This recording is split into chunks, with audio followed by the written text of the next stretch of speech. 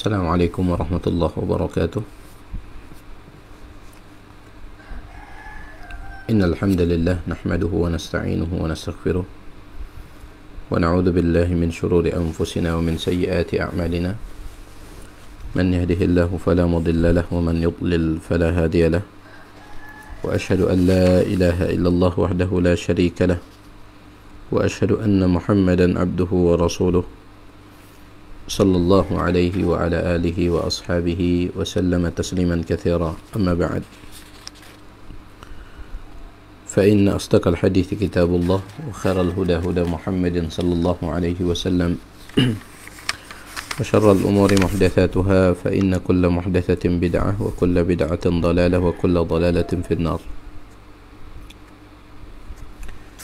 Alhamdulillah, pada kesempatan pagi hari ini Allah Subhanahu wa taala mengizinkan kita untuk melanjutkan pembacaan kitab Aqidatul Muslim fi Dhaw'il Kitab wa Sunnah,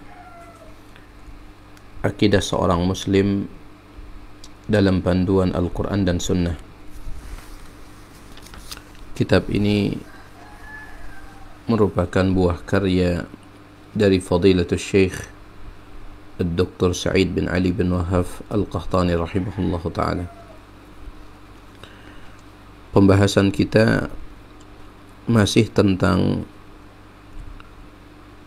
bukti-bukti atau tanda-tanda yang menunjukkan kebenaran Rasulullah sallallahu alaihi wasallam sebagai seorang nabi dan rasul, dan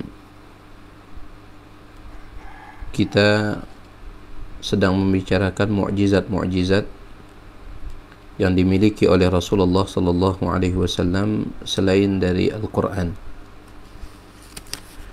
Sebagaimana yang telah dikatakan oleh Asy-Syaikh rahimahullahu taala, bahwasanya beliau akan menyebutkan 9 jenis mukjizat Nabi sallallahu alaihi wasallam selain daripada Al-Quran.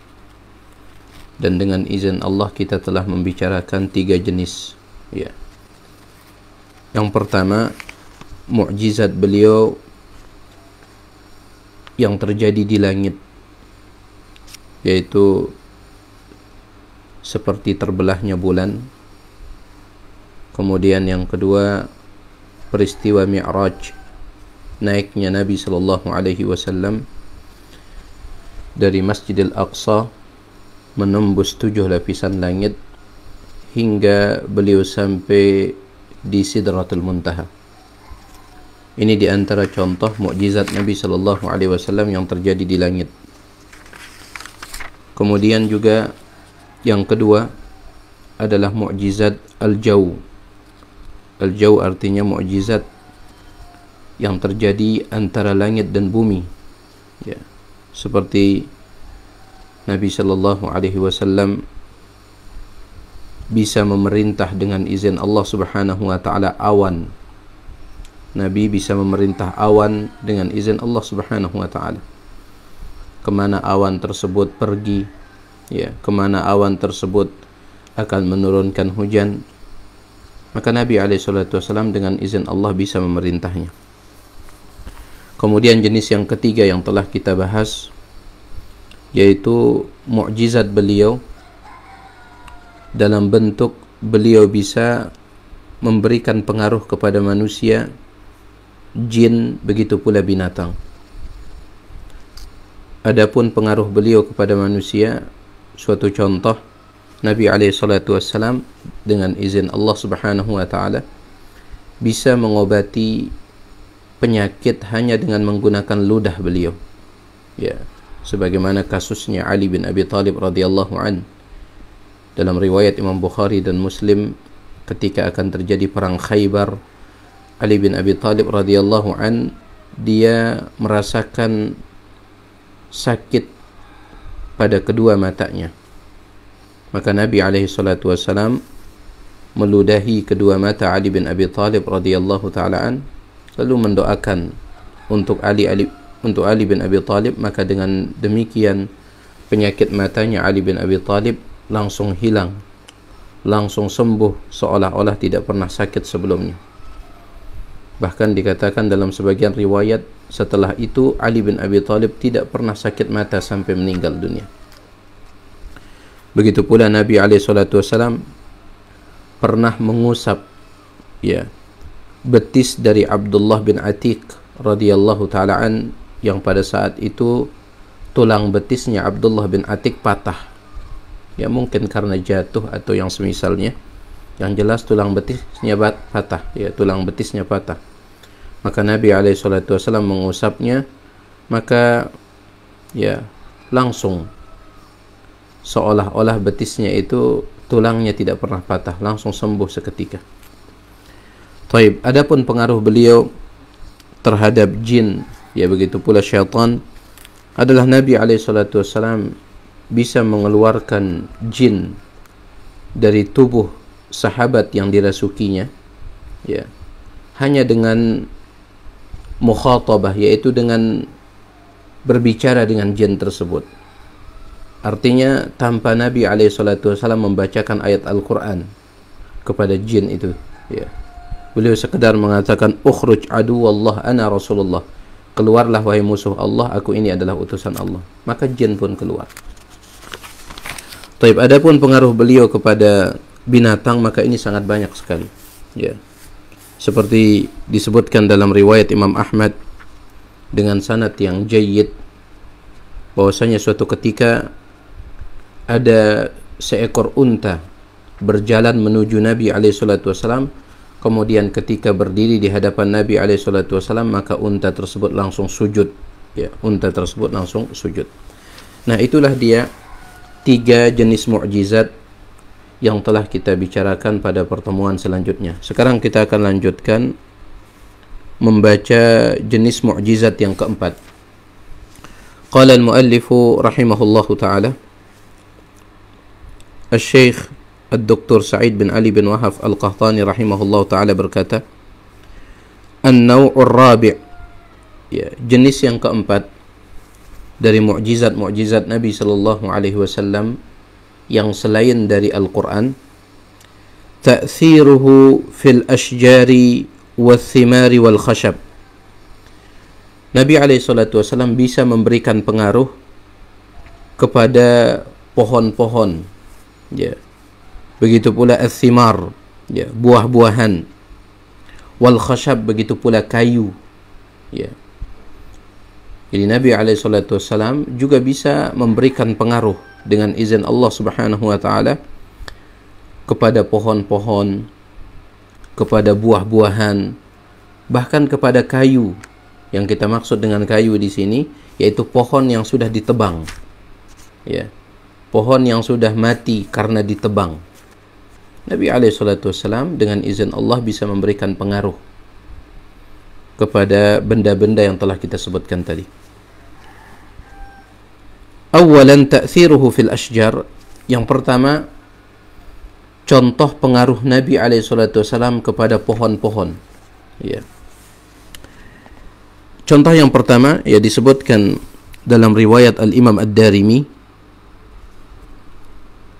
Ja'a a'rabiyyun ila Rasulillah sallallahu alaihi wasallam wa huwa fi safarin. Pada suatu ketika ada seorang Arab Badui mendatangi Rasulullah sallallahu alaihi wasallam, di mana saat itu Nabi sallallahu alaihi wasallam sedang safar. Artinya Arab Badui itu berjumpa dengan Nabi alaihi wasallam di tengah jalan. Karena pada saat itu Nabi sallallahu alaihi wasallam sedang safar. Fada'ahu Rasulullah sallallahu alaihi wasallam ila al-Islam. Maka Nabi sallallahu alaihi wasallam mengajaknya untuk masuk ke dalam agama Islam. Faqala al-A'rabi, maka Arab Badui tersebut berkata, "Wa man yashhadu laka 'ala ma taqul?" Nabi alaihi salatu wasallam mengajaknya masuk Islam, menjelaskan, aku ini adalah utusan Allah yang Allah Subhanahu wa ta'ala utus untuk mendakwahi manusia supaya hanya beribadah kepada Allah, hanya menyembah kepada Allah, supaya manusia masuk dan menerima agama Islam. Aku ini utusan Allah. Arab Badui tersebut mengatakan, "Wa man yashhadu laka 'ala ma taqul?" Siapa yang akan menjadi saksi atas kebenaran ucapanmu itu? Ya. Artinya harus ada bukti. Kalau engkau itu betul-betul utusan Allah, harus ada bukti. Ya. Faqala Rasulullah sallallahu alaihi wasallam, "Hadhihi salamah." Maka Nabi alaihi salatu wasallam mengatakan, yang akan menjadi saksi adalah as-salamah. Salamah itu adalah nama dari sebuah pohon. Ya, salah satu jenis pohon yang biasa tumbuh di daerah-daerah pelosok, ya, di kampung-kampung terpencil, di badui-badui, ya. Itu ada sebuah pohon namanya as-salamah. Maka Nabi alaihi salatu wasallam mengatakan yang akan menjadi saksi adalah pohon as-salamah ini. Fada'aha Rasulullah sallallahu alaihi wasallam wa hiya bi syati'il wadi. Kebetulan pohon as-salamah itu dia tumbuh di pinggir lembah, ya, di pinggir lembah tempat Nabi alaihi salatu wasallam dan Arab Badui itu bertemu. Ya, Nabi alaihi salatu wasallam dan Arab Badui itu berdiri di tengah-tengah lembah. Sedangkan pohonnya itu di pinggir, di tepi lembah. Maka Nabi alaihi salatu wasallam memanggil pohon itu, "Sini." Subhanallah, dipanggil pohonnya. Dan pohonnya cukup jauh tempatnya karena di pinggir atau di tepi lembah. Dipanggil oleh Nabi alaihi salatu wasallam, "Sini." Fa aqbalat takhuddul arda khaddan. Maka pohon itu pun berjalan, ya, berjalan membelah tanah. Ya subhanallah. Hatta qamat baina yadayhi. Hingga akhirnya pohon tersebut berdiri tepat di hadapan Nabi alaihissalam. Dipanggil, layaknya memanggil manusia. Ya, tadinya pohon itu dia tumbuhnya, dia berdirinya di tepi lembah, jauh dari tempat Nabi alaihissalam dan Arab Badui itu berdiri. Maka Nabi alaihissalam memanggilnya, pohon itu pun berjalan sambil membelah tanah. Ya. Fa'ashhadaha thalathan. Kemudian Nabi alaihissalam menyuruh pohon itu bersaksi 3 kali, disuruh oleh Nabi alaihissalam. Fasyahidat thalathan annahu kama qal. Maka pohon itu pun bersaksi 3 kali juga. Thumma raja'at ila manbatiha. Setelah dia bersaksi 3 kali, pohon itu kembali ke tempat asalnya tadi. Ya. Dia kembali ke tepi lembah. Ikhwani azani Allah wa iyyakum. Sekali lagi ini kita bicara mukjizat. Ingat, yang namanya mukjizat itu sesuatu kejadian yang luar biasa, bahkan terkadang di luar nalar manusia. Ya, maksud saya jangan sampai Anda menganggap ini dongeng. Ya, masa ada pohon jalan? Ya. Tadinya dia di tepi lembah, kemudian dia jalan membelah tanah. Masa ada seperti itu? Itu dongeng saja. Jangan sampai beranggapan seperti itu. Kenapa? Karena kita diceritakan oleh riwayat-riwayat yang sahih. Ya. Kita diceritakan oleh riwayat-riwayat yang sahih. Maka jangan sampai gara-gara hal seperti ini sulit dicerna oleh nalar kita, kemudian kita pun menolaknya. Padahal riwayatnya sahih. Ya. Terlalu banyak perkara-perkara yang Allah subhanahu wa ta'ala putuskan yang sulit dicerna oleh akal kita, karena memang akal kita terbatas. Saya ingatkan sekali lagi, ini kita bicara tentang mukjizat. Ya, kita bicara tentang mukjizat, sebuah kejadian luar biasa yang terkadang itu di luar nalar manusia. Baik. Itu dia, ya, contoh yang pertama dari pengaruh Nabi SAW kepada pohon. Contoh yang kedua diriwayatkan oleh Imam Muslim dalam kitab sahihnya. Arada Rasulullah sallallahu alaihi wasallam an yaqdi hajatahu wa huwa fi safarin. Ketika Nabi alaihi salatu wasallam melakukan safar, ya, melakukan sebuah perjalanan bersama beberapa para sahabat, dan kebetulan hadis ini diriwayatkan oleh Imam Muslim dalam kitab sahihnya melalui jalur Jabir bin Abdullah radhiyallahu taala anhuma. Nabi alaihi salatu wasallam, ya, bersama beberapa para sahabat melakukan safar. ketika beliau singgah di sebuah tempat yang terbuka, ya, bukan singgahnya itu di kampung, bukan, tapi di tengah jalan, di tempat yang terbuka, maka Nabi SAW ingin qada hajat, ya, beliau ingin qada hajat, entah buang air besar atau buang air kecil, wallahu alam. Yang jelas beliau ingin qada hajat. Dan biasanya Nabi SAW, ya, karena beliau adalah manusia yang sangat pemalu, bahkan dikatakan dalam riwayat Bukhari Muslim, kana Nabi sallallahu alaihi wasallam ashadda hayaan min al-adra fi khidriha. Nabi SAW lebih pemalu, ya, daripada seorang gadis pingitan yang tidak pernah keluar dari rumahnya. Hadis ini sahih riwayat Bukhari Muslim dari sahabat yang mulia Abu Sa'id Al-Khudri radhiyallahu taala. Nabi SAW kalau qada hajat, beliau, ya, mencari tempat yang tersembunyi. Falam yajid ma yastatiru bihi. Namun pada saat itu kebetulan Nabi SAW tidak menemukan, ya, sesuatu untuk menutupi beliau ketika qada hajat nanti. Gak ada yang bisa digunakan sebagai sitar, sebagai tabir yang akan menutupi beliau sallallahu alaihi wasallam ketika qada hajat. فأخذ بغصن شجرة وقال انقادي علي بإذن الله. Nabi SAW melihat sebuah pohon, ya, Nabi SAW melihat sebuah pohon, maka Nabi SAW memegang ranting pohon itu. Rantingnya masih nyambung dengan pohonnya, ya, rantingnya tidak patah, tidak, masih nyambung, dipegang rantingnya oleh Nabi SAW. Kemudian beliau mengatakan inqadi alayya biidznillah, ya, taatilah perintahku dengan izin Allah. Taatilah perintahku dengan izin Allah. Fanqadat ma'ahu kalba'iril makhshum, ya. Kemudian Nabi SAW menarik ranting pohon itu, maka pohon itu ikut berjalan, ya, rantingnya yang dipegang oleh Nabi SAW dan beliau jalan, pohonnya ngikut dari belakang. Kalba'iril makhshum, seolah-olah pohon itu bagaikan seekor unta yang diikat, ya, tinggal ditarik saja, ya. Subhanallah. Nabi SAW mengatakan inqadi alayya biiznillah, ya, taatilah perintahku dengan izin Allah. Dengan izin Allah, semuanya dengan izin Allah, ya. Dan memang mukjizat itu tidak akan terjadi kecuali dengan izin Allah Subhanahu wa taala. Makanya Nabi Isa alaihissalam, sebagaimana dalam surah Ali Imran, beliau mengatakan, ya, sebagaimana yang Allah ceritakan dalam firman-Nya, wa uhyil mauta biidznillah, dan aku bisa menghidupkan orang mati dengan izin Allah, ya. Sebelumnya Nabi Isa membuat, ya, burung dari tanah liat, kemudian beliau tiup burung tersebut, fayakunu tayran biidznillah, maka dia pun berubah menjadi burung asli, ya, dengan izin Allah. Semuanya dengan izin Allah.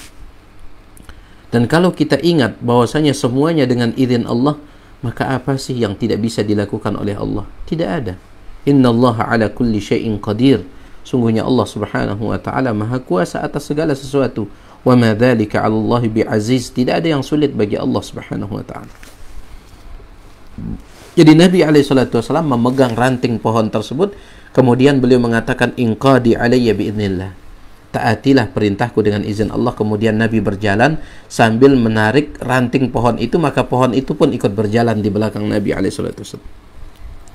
Hatta ata syajarat al-ukhra fafa'ala wa qala kadzalik. Beliau berjalan, ketika beliau terus berjalan, beliau pun mendapati pohon yang lain. Nabi SAW juga memegang ranting pohon yang kedua itu, kemudian beliau mengatakan taatilah perintahku dengan izin Allah. Kemudian beliau tarik juga. Akhirnya Nabi SAW mendapatkan dua pohon. Thumma amarahuma an talta'ima alaihi falta'amata. Kemudian Nabi SAW mengatakan, ya, merapatlah kalian berdua. Maka pohon itu akhirnya merapat satu dengan yang lain, ya, sebagai tembok lah, ya, untuk menutupi Nabi SAW yang nantinya akan qada hajat. Jadi Nabi suruh kedua pohon itu untuk merapat. Thumma ba'da qada'il hajah raja'at kullu syajaratin. Setelah selesai qada hajat, Nabi SAW suruh kedua pohon itu untuk kembali ke tempat mereka masing-masing tadi. Maka keduanya pun kembali. Wa qamat kullu wahidatin minhuma ala saq, ya. dan pohon itu ya berdiri di mana tempat ia berdiri sebelumnya. Nah, ini dia contoh mukjizat Nabi alaihi salatu wasallam yang berbentuk pengaruh beliau kepada pohon, ya. Yang kedua, ta'thiruhu fi thimar. Ya, ta'thiruhu fi thimar. Pengaruh Nabi alaihi salatu wasallam kepada buah-buahan. Ja'a a'rabiyyun ila Rasulillah sallallahu alaihi wasallam faqala. Hadis ini diriwayatkan oleh Imam Tirmidzi. Begitu pula diriwayatkan oleh Imam Ahmad dan juga Imam Hakim dengan sanad yang disahihkan oleh Imam Hakim, disetujui oleh Al-Imam Al-Zahabi dan juga disetujui oleh Syekh Al-Albani rahimahullah ta'ala. Jadi pengaruh beliau kepada buah-buahan. Ja'a a'rabiyyun ila Rasulillah sallallahu alaihi wasallam faqal. Ada seorang Arab Badui mendatangi Nabi sallallahu alaihi wasallam lalu berkata, "Bima a'rifu annaka nabiyyun?" Bagaimana cara saya mengetahui engkau itu betul-betul seorang nabi? Ya. Engkau mengaku sebagai nabi, mengaku sebagai utusan Allah. Pertanyaannya, bagaimana cara saya untuk mengetahui bahwasanya engkau itu betul-betul seorang nabi? Qala, maka Nabi alaihi salatu wasallam mengatakan, "In da'awtu hadzal idqa min hadhihi an-nakhlah, atashhadu anni Rasulullah?" Kata Nabi alaihi salatu wasallam, kalau seandainya aku bisa memanggil al-idq, ya, al-idq itu adalah setandan kurma. Ya, setandan kurma. Satu tandan kurma itu disebut dengan al-idq. Ya. Apabila aku bisa memanggil setandan buah kurma itu, ya, dari pohonnya, apakah engkau akan bersaksi bahwasanya aku adalah utusan Allah? Sepertinya Arab Badui itu mengatakan iya. Ya, tidak disebutkan dalam riwayat ini. Akan tapi sepertinya ia mengatakan, iya, saya akan bersaksi bahwasanya engkau utusan Allah kalau engkau bisa memanggil setandan buah kurma itu, ya, dari pohonnya. Fada'ahu Rasulullah sallallahu alaihi wasallam. Maka Nabi alaihi salatu wasallam memanggil, ya, setandan buah kurma itu. Kata Nabi, sini. Faja'ala yanzilu minan nakhlah.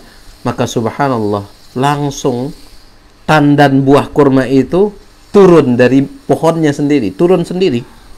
Hatta saqata ila Nabi sallallahu alaihi wasallam, sampai tandan buah kurma itu jatuh di depan Nabi alaihi salatu wasallam. Thumma qala irji'. Setelah itu Nabi katakan, balik lagi ke pohonmu. Fa'ada, balik lagi dia. Ya. Fa aslama al-a'rabi, maka Arab Badui itu pun masuk Islam. Ya. Baik. Saya tahu ada sebagian orang terkadang ya sulit untuk mencerna ini. Ini dongeng atau apa. Tapi makanya saya tegaskan sekali lagi, ini kita bicara mukjizat, ya. Mukjizat sesuatu yang di luar nalar manusia. Nabi alaihi salatu wasallam memanggil buah kurma yang ada di pohonnya, sini. Maka buah kurma itu turun. Ya, satu tandan yang turun. Setelah turun di depan Nabi alaihi salatu wasallam, kata Nabi, irji', balik lagi dia. Maka Arab Badui itu pun masuk Islam. Baik. Yang ketiga, ta'thiruhu fil khashab. Pengaruh Nabi sallallahu alaihi wasallam fil khashab, kepada kayu, ya. Perbedaannya dengan pohon, kalau pohon itu dia masih berdiri, ya, masih hidup. Tapi ini khashab. Khashab itu pohon yang sudah ditebang, yaitu khashab yang sudah ditebang, kayu, ya. Meskipun dia masih utuh, namun dia sudah ditebang. Ya. Baik. Ta'thiruhu fil khashab, pengaruh Nabi alaihi salatu wasallam kepada khashab, kepada pohon atau kepada kayu, ya, yang pohon yang sudah ditebang. Kana sallallahu alaihi wasallam yakhutubu fil madinati yaumal jumu'ati ala jid'i nakhlin. Biasanya, ya, sebelum Nabi SAW dibuatkan mimbar oleh para sahabat, Nabi SAW biasa berkhutbah di samping sebuah kayu, ya, yaitu kayu kurma, pohon kurma yang sudah ditebang. Mungkin itu yang dijadikan tiang di Masjid Nabawi. Nah, Nabi SAW kalau beliau berkhutbah, beliau biasanya berdiri di samping kayu kurma itu, ya. Biasanya beliau berkhutbah di samping kayu kurma itu. Falamma suni'a lahul mimbaru, namun ketika para sahabat telah membuatkan mimbar untuk Nabi SAW, mereka buatkan Nabi mimbar. Wa raqiya alaihi, ya, ketika pertama kali Nabi SAW menggunakan mimbar itu, ya, di saat beliau menaiki mimbar, otomatis beliau meninggalkan kayu kurma yang biasa beliau berkhutbah di sampingnya. Sahal jid'u siyahas sabi, tiba-tiba kayu kurma itu, ya, dia menangis seperti tangisan anak kecil, seperti tangisan bayi. Ya. Dalam beberapa riwayat dari Ali bin Abi Thalib, begitu pula Abdullah bin Abbas dan beberapa sahabat yang lain, mereka mengatakan, kami mendengar suara tangisan itu. Ya, kami mendengar suara tangisan itu. Seolah-olah ada bayi yang sedang menangis di tengah-tengah kami, padahal tidak ada bayi.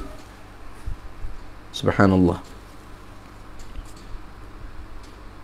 Wa khara kama takhurul baqarah jaz'an ala Rasulillah sallallahu alaihi wasallam, karena sedih ditinggalkan oleh Nabi alaihi salatu wasallam. Faltazamahu Rasulullah sallallahu alaihi wasallam wa dammahu ilaih, maka Nabi alaihi salatu wasallam langsung turun dari atas mimbar, kemudian beliau menghampiri kayu kurma itu, ya, tiang kurma itu, lalu beliau dipeluk oleh Nabi alaihi salatu wasallam. Wa huwa ya'innu wa masahahu hatta sakan, kemudian diusap oleh Nabi SAW hingga akhirnya, ya, tiang masjid yang terbuat dari kayu kurma itu pun diam. Ya, diusap, dipeluk oleh Nabi, kemudian diusap hingga akhirnya dia diam. Dalam sebagian riwayat dikatakan Nabi SAW menyebutkan, "Lau lam a'taniqhu la saha aw la anna ila yaumil qiyamah." Seandainya aku tidak segera turun memeluknya, maka dia akan terus menangis sampai hari kiamat. Subhanallah. Dia akan terus menangis sampai hari kiamat. Hadis ini diriwayatkan oleh Al-Imam Al-Bukhari dalam kitab sahihnya. Ya, hadis ini diriwayatkan oleh Al-Imam Al-Bukhari dalam kitab sahihnya. Subhanallah. Ya. Makanya kalau kita membaca hadis ini, maka kita akan bisa membayangkan bagaimana kesedihan para sahabat ketika meninggal dunia oleh Nabi SAW. Ketika ditinggal wafat oleh Nabi SAW. Ya, para sahabat sangat sedih sekali. Sampai Anas bin Malik radhiyallahu an mengatakan, ada dua momen di kota Madinah yang tidak pernah saya lupakan sepanjang hidup saya. Ada dua momen, ya, di kota Madinah yang tidak pernah saya lupakan. Yang pertama adalah momen ketika Nabi SAW memasuki kota Madinah. Pertama kali Nabi SAW masuk ke kota Madinah saat beliau hijrah dari Makkah menuju Madinah. Pertama kali beliau menginjakkan kaki di kota Madinah, ya, maka seolah-olah segala sesuatu yang ada di kota Madinah bersinar. Saya tidak pernah melupakan itu. Dan yang kedua adalah momen ketika Nabi SAW wafat. Di saat beliau meninggal dunia, seolah-olah semua yang ada di kota Madinah menjadi gelap gulita. Saya tidak bisa melupakan itu. Ya, bayangkan saja, sampai Umar ibn al-Khattab radhiyallahu ta'ala an, yang imannya luar biasa, ya, sampai dia mengatakan, siapa yang berani mengatakan Rasulullah meninggal dunia, saya akan penggal lehernya. Saya akan penggal lehernya. Sampai akhirnya datang Abu Bakar. Kemudian Abu Bakar, ya, dia membuka penutup yang menutupi jenazah Nabi SAW. Lalu Abu Bakar mencium Nabi SAW dan beliau menangis. Setelah itu beliau keluar. Kemudian mengatakan, duduk wahai Umar. Lalu Abu Bakar pun membaca firman Allah, ya, wa ma Muhammadun illa rasulun qad khalat min qablihi ar-rusul afa imma aw qutila qalabtum ala aqabikum. Tidaklah Muhammad itu kecuali seorang rasul, dan sebelum-sebelumnya telah ada rasul-rasul yang lain. Apakah kalau Muhammad itu mati, ya, disebutkan dalam ayat itu tentang mati, atau dia terbunuh, kalian akan kembali kufur? Apa kata Umar ibn al-Khattab? Seolah-olah kami baru pertama kali mendengar ayat itu. Padahal sudah dihafal oleh para sahabat, namun sampai lupa mereka. Saking luar biasanya kesedihan, ya, yang menyerang hatinya para sahabat, yang menghinggapi hati para sahabat ketika Nabi SAW wafat. Ya, jangankan para sahabat, sampai ya kayu saja, tiang masjid yang terbuat dari pohon kurma, tiang masjid yang terbuat dari kayu kurma itu, ketika ditinggalkan oleh Nabi SAW, dia menjerit, dia menangis. Seolah-olah balita yang menangis karena ditinggal oleh ibunya. Sampai akhirnya Nabi SAW terpaksa turun dari mimbar, kemudian memeluk tiang masjid tersebut sehingga tiang masjid itu diam. Kalau benda mati saja, ya, dia bisa merasakan kesedihan luar biasa ditinggal oleh Nabi SAW, bagaimana lagi para sahabat. Baik, ini dia jenis yang keempat dari mukjizat Nabi SAW selain dari Al-Quran, yaitu pengaruh beliau kepada pohon, kepada buah-buahan, dan juga kepada kayu. An-naw'ul khamis, jenis yang kelima, ta'thiruhu fil jibali wal ahjari wa taskhiruha lahu. Pengaruh Nabi SAW kepada gunung, begitu pula kepada bebatuan, ya. Pengaruh Nabi SAW kepada gunung dan juga kepada bebatuan, demikian pula kepada tanah, ya. Yang pertama, ta'thiruhu fil jibal. Contoh pengaruh Nabi SAW kepada gunung adalah yang disebutkan dalam riwayat Imam Bukhari dalam kitab sahihnya. Sa'idan Nabi sallallahu alaihi wasallam Uhudan. Pada suatu hari Nabi sallallahu alaihi wasallam menaiki gunung Uhud. Nabi alaihi salatu wasallam menaiki gunung Uhud. Wa ma'ahu Abu Bakrin wa Umaru wa Uthmanu. Saat itu Nabi alaihi salatu wasallam menaiki gunung Uhud bersama Abu Bakar, Umar, dan Uthman. Farajafa bihim. Setelah Nabi alaihi salatu wasallam dan Abu Bakar, Umar, serta Uthman berada di atas gunung Uhud, tiba-tiba gunung Uhud goncang. Ya, tiba-tiba gunung Uhud goyang, goncang. Fadarabahu sallallahu alaihi wasallam birijlihi. Maka Nabi alaihi salatu wasallam menghentakkan kaki beliau. Ya, beliau hentakkan kaki beliau di atas gunung Uhud. Wa qala, sambil beliau berkata, "Usbut Uhud." Diam wahai Uhud, tenanglah. Jangan goncang, tenanglah wahai Uhud. Fa inna ma'alaika nabiyyun wa siddiqun wa syahidan. Karena sesungguhnya saat ini yang berada di atasmu adalah seorang nabi, kemudian seorang siddiq, dan dua orang yang akan mati syahid. Ya, dan dua orang yang akan mati syahid, yaitu Umar dan Uthman. Ya, kita tahu Umar dia mati syahid karena dibunuh oleh Abu Lu'lu' al-Majusi, ya, Fairuz Abu Lu'lu' al-Majusi, ketika Umar bin Khattab menjadi imam salat subuh, ya, ditusuk dari belakang oleh Fairuz Abu Lu'lu' al-Majusi ini sebanyak 6 kali tusukan dengan menggunakan sebuah pisau yang memiliki dua mata, ya, ujungnya itu dua, ya, memiliki ranting, ya, ujungnya itu memiliki cabang, sehingga ketika ditusukkan ke Umar maka tusukannya itu akan melebar. Sebanyak 6 kali tusukan dibacok Umar dari belakang. Ya, akhirnya Umar pun jatuh. Ya, saking dahsyatnya tusukan pada saat itu, apapun yang dimasukkan ke dalam Umar, ya, ke dalam perut Umar, maka keluar dari tusukan itu. Beliau diberikan minum, keluar dari bekas tusukan itu. Diberikan makan kurma, keluar dari tusukan itu, karena usus-usus beliau putus, ya, gara-gara tusukan itu. Namun subhanallah, beliau tidak langsung meninggal dunia. 3 hari Setelah ditusuk baru beliau meninggal dunia. Ya, beliau mati syahid. Begitu pula Utsman bin Affan radhiyallahu an.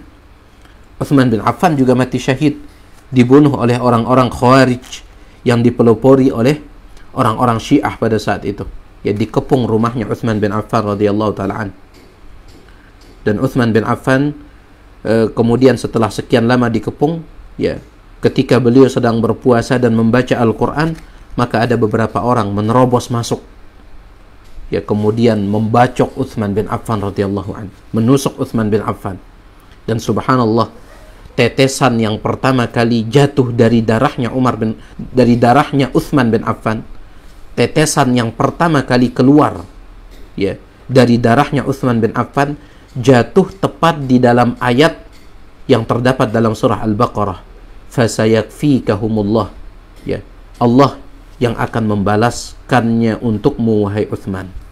Allah yang akan membalaskannya untukmu. Ya, tepat di ayat itu jatuhnya.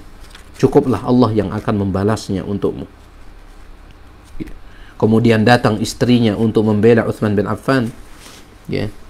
Ya, dia pegang pisau tersebut, ditarik oleh orang yang membacoknya, maka semua jari jemari istrinya putus. Ya. Intinya, Nabi SAW mengatakan kepada gunung Uhud, "Uthbut Uhud, tenanglah wahai Uhud.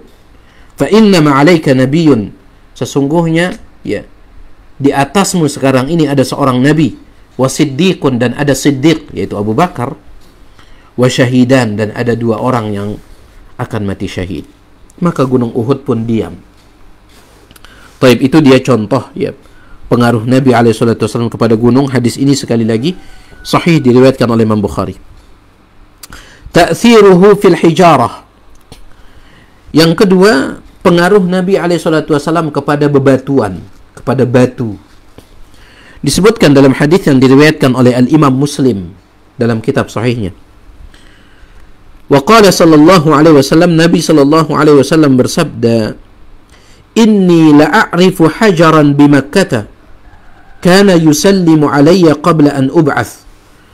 Sesungguhnya aku mengetahui ada sebuah batu di kota Makkah, di mana batu itu selalu mengucapkan salam kepadaku sebelum aku diangkat menjadi seorang nabi. Ya. Jadi dahulu ketika Nabi SAW di kota Makkah, sebelum diangkat menjadi seorang nabi, beliau sallallahu alaihi wasallam apabila melewati sebuah tempat, beliau selalu mendengar salam. Ya, beliau lihat kiri kanan gak ada orang. Ya, yang ada hanya sebuah batu. Makanya Nabi SAW katakan, saya tahu ada sebuah batu di kota Madinah, di kota Makkah, yang selalu mengucapkan salam kepadaku sebelum aku diutus. Inni la'arifuhul an. Ya, saya tahu sekarang, ya. Saya tahu sekarang mana batu itu. Taib. Ini dia contoh pengaruh beliau kepada batu. Yang ketiga, ta'thiruhu fi turabil ard. Pengaruh Nabi SAW fi turabil ard, yaitu kepada tanah, ya. Tanah atau debu. Disebutkan dalam hadis yang diriwayatkan oleh Imam Muslim juga dalam kitab sahihnya, "Indama kana Rasulullah sallallahu alaihi wasallam fi ma'rakati Hunain." Ketika Rasulullah sallallahu alaihi wasallam melakukan perang Hunain, washtadda al-qital, ya, dan peperangan itu berkecamuk, sangat dahsyat peperangan antara umat Islam melawan orang-orang Yahudi di perang Hunain itu. Nazala ala baghlatihi, maka Nabi SAW turun dari hewan tunggangan beliau. Beliau turun dari hewan tunggangan beliau ketika terjadi peperangan. Wa qabada qabdatan min turabil ard. Kemudian Nabi SAW, ya, menggenggam satu genggam tanah, ya, mengambil satu genggam tanah begini. Wastaqbala bihi wujuhal qaum. Kemudian beliau, ya, menghadap musuh-musuh. Ya, jadi beliau sudah menggenggam tanah. Di dalam genggaman beliau satu genggam saja tanah yang beliau genggam. Ya. Kemudian beliau menghadap musuh-musuh itu. Faqala syahatil wujuh. Kemudian Nabi SAW melemparkan tanah yang ada di genggaman beliau. Beliau lemparkan sambil beliau mengatakan syahatil wujuh. Ya. semoga wajah-wajah ini jelek. Fama khalaqallahu insanan minhum illa mala 'ainaihi min tilkal qabdah. Subhanallah. Ya. Tanah yang dilemparkan atau debu yang dilemparkan oleh Nabi SAW tersebut bagaikan peluru. Tidak ada satu musuh pun kecuali matanya dimasuki oleh debu tersebut. Padahal bisa jadi musuh itu tempatnya sana sini, ya. Ada yang di sana, ada yang di sana, ada yang di sana. Nabi hanya melempar ke arah depan, maka debu itu mencari mata musuh. Seolah-olah peluru yang apa ya? Yang dia tahu targetnya mana, dikejar targetnya. Dikatakan, "Fama khalaqallahu insanan minhum." Tidak ada satu orang pun di antara mereka, yaitu musuh-musuh tersebut, illa mala'a 'ainaihi min tilkal qabdah, kecuali kedua matanya dimasuki oleh debu yang dilemparkan oleh Nabi alaihi salatu wasallam. Ya, fahazahumullah. Maka dengan itu Allah Subhanahu wa taala yang menjadikan mereka kalah. Wa qasama ghanaimahum bainal muslimin. Lantas ya ghanimah, ya kaum muslimin pun mendapatkan ghanimah, yaitu harta rampasan perang. Subhanallah, ya. Bagaikan peluru, luar biasa. Itu dia jenis yang kelima, yaitu pengaruh Nabi SAW kepada gunung, kemudian batu, ya, dan juga tanah. An-naw'us sadis, jenis yang keenam. Ingat, ada 9 jenis yang akan dibawakan oleh Syekh rahimahullahu ta'ala. Jenis yang keenam, tafjirul ma' wa ziyadatul ta'ami wa syarabi wa thimar. Tafjirul ma', Nabi SAW bisa mengeluarkan air, ya, dari jari jemari beliau. Beliau bisa mengeluarkan air dari jari jemari beliau. Wa ziyadatut ta'ami, dan beliau juga bisa menjadikan makanan itu bertambah. Ya. Nanti kita akan lihat. Terkadang makanannya itu hanya satu panci kecil. Satu panci kecil, akan tetapi satu panci kecil itu cukup dimakan oleh semua sahabat yang ada di kota Madinah. Ya, semua sahabat di kota Madinah cukup memakannya. Diambil keluar lagi, diambil keluar lagi, diambil keluar lagi. Seolah-olah makanan yang ada di panci itu bagaikan mata air, nggak habis-habis. Ya, diambil muncul lagi, diambil muncul lagi. Jadi beliau bisa menjadikan makanan, minuman, dan buah-buahan itu bertambah dengan sendirinya. Ya, tentunya setelah diizinkan oleh Allah Subhanahu wa taala. Yang pertama, nab'ul ma' wa ziyadatus syarab. Ya, contoh Nabi SAW bisa mengeluarkan air dan juga bisa menjadikan minuman itu bertambah. Hadha an-naw'u hasala li Rasulillah sallallahu alaihi wasallam marratin katsiratan jiddan. Peristiwa-peristiwa yang menunjukkan bahwasanya Nabi SAW bisa mengeluarkan air dari jari jemari beliau, begitu pula beliau bisa menjadikan minuman bertambah, makanan bertambah. Ini sering terjadi di dalam banyak riwayat, ya. Misalkan bisa dilihat dalam Sahih Bukhari, begitu pula dalam Sahih Muslim, ya. Banyak hadis-hadis yang menyebutkan tentang Nabi SAW bisa menjadikan makanan itu berlipat-lipat, ya. Wa min dzalik, di antaranya disebutkan dalam riwayat Imam Bukhari dan Muslim, atashan nasu fil Hudaybiyah, ketika peristiwa perjanjian Hudaybiyah, ya, sebelum diadakannya perjanjian Hudaybiyah, maka para sahabat mereka kehausan, ya, mereka kehabisan bekal, kehausan. Fawada'a yadahu sallallahu alaihi wasallam fil raqwah, ya. Maka Nabi alaihi salatu wasallam, di saat para sahabat sedang kehausan begitu, Nabi alaihi salatu wasallam beliau meletakkan, memasukkan tangan beliau ke dalam raqwah. Raqwah itu sebuah bejana kecil yang berisi air. Ya. Sebuah bejana kecil yang berisi air itu raqwah. Ya. Nabi SAW, beliau masukkan tangan beliau ke dalam bejana kecil berisi air. Tinggal itu saja sisa air, ya. Yang tersisa dari air yang dibawa oleh para sahabat dari Madinah, hanya yang ada di bejana kecil itu saja. Hanya itu saja sisanya. Maka Nabi SAW, beliau masukkan tangan beliau ke dalam bejana kecil yang berisi air itu. Faja'ala al-ma' yathuru baina asabi'ihi kal-uyun. Setelah itu Nabi SAW mengangkat tangan beliau. Maka seolah-olah mata air, keluar air itu dari tangannya Nabi SAW. Ya. Keluar air itu dari tangan Nabi, atau dari celah-celah jari jemari Nabi SAW keluar. Bagaikan mata air. Fasharibu wa tawadda'u, sehingga para sahabat bisa minum, bisa berwudu. Qila li Jabir bin Abdullah yang meriwayatkan hadis ini dalam riwayat Bukhari Muslim, Jabir bin Abdullah radhiyallahu an ditanya, "Kam kuntum?" Berapa jumlah kalian saat itu? Berapa? Qala, "Law kunna 100,000 lakafana." Seandainya jumlah kami pada saat itu 100.000 orang, ya. Seandainya jumlah kami saat itu 100.000 orang, niscaya cukup. Cukup bagi kami untuk minum, berwudu dari air yang keluar dari celah-celah jari jemari Nabi SAW.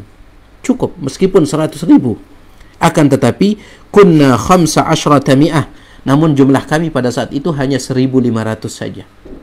Ya, 1.500 saja. Namun kalau seandainya jumlah kami 100.000, juga akan cukup. Subhanallah. Ini mukjizat beliau sallallahu alaihi wasallam.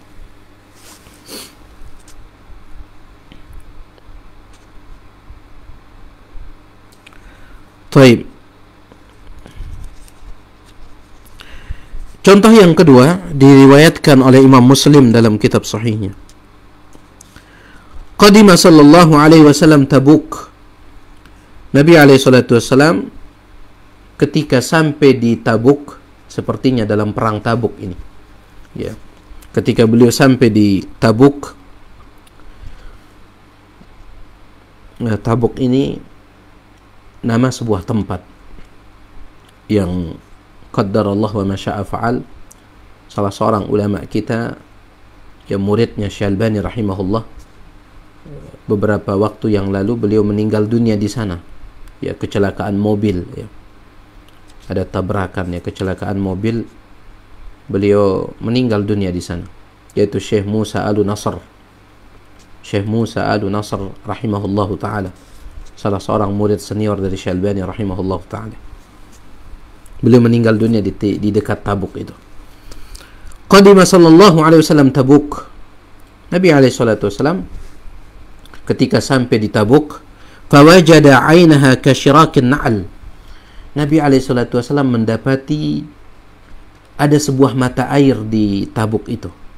Ada sebuah mata air, tetapi airnya itu sangat kecil. Bahkan dikatakan kasyirakin na'al, bagaikan tali, tali sendal. Ya. Bagaikan tali sendal, kecil. Ya, kita tahu tali sendal itu kecil. Hanya itu saja mata airnya.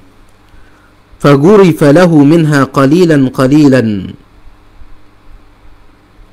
Kemudian Nabi SAW mengambil air yang ada di mata air yang kecil itu, diambil oleh Nabi sedikit demi sedikit. Hatta jtama'a lahu syai'un qalil, sehingga ketika beliau sudah mendapatkan, ya, cukup air, jadi beliau ambil dari mata airnya setelah terkumpul agak banyak. Faghasala fihi yadayhi wa wajhah, maka Nabi SAW beliau membasuh tangan beliau dan wajah beliau menggunakan air yang beliau ambil tadi itu. Ya, beliau basuh wajah dan tangan beliau. Thumma a'adahu fiha, kemudian Nabi SAW kembali menuangkan air yang beliau ambil itu di mata airnya. Ya. Ingat tadi mata air itu sangat kecil, air yang keluar. Diambil oleh Nabi SAW untuk basuh tangan dan wajah. Setelah itu beliau tuangkan lagi di mata air itu. Fajaratil ainu bima'in munhamir, tiba-tiba mata air tersebut yang mengeluarkan air yang banyak. Ya, seolah-olah pancuran. Ya. Wa baqiyatil ainu ilal an. Kata sahabat yang mulia yang meriwayatkan riwayat ini, dan air itu sampai sekarang. Ya, mata air itu sampai sekarang, bahkan sampai detik kita ini.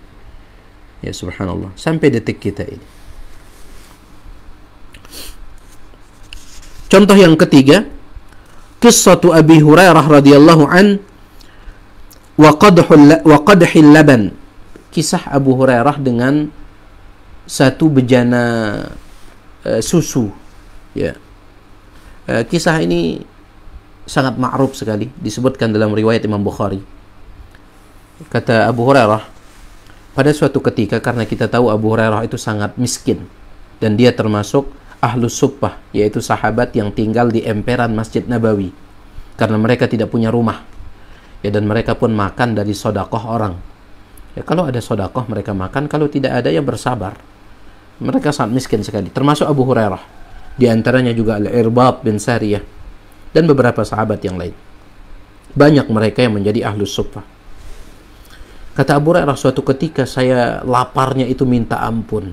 Ya, luar biasa rasa lapar yang saya rasakan. Akhirnya saya pun berdiri di tengah jalan yang biasa dilewati oleh orang.